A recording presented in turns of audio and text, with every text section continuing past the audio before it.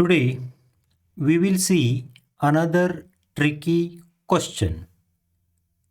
Can a natural number have more than one prime factorization?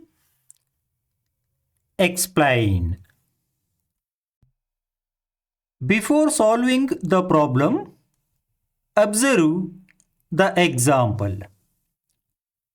We got the same prime factorization of 12 using both the factor tree method and the short division method.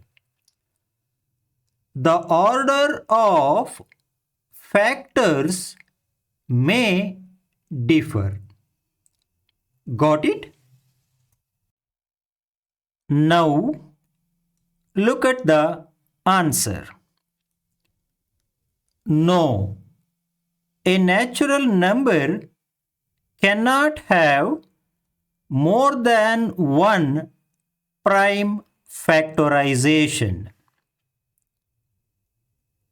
Prime factorization is always unique because every natural number greater than 1 can be expressed as the product of prime numbers in only one way, even though the methods used to find it may be different.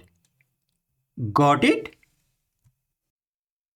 Also, this is based on the definition of prime factorization, which states that prime factorization is the method of expressing a natural number greater than 1 as the unique product of prime numbers.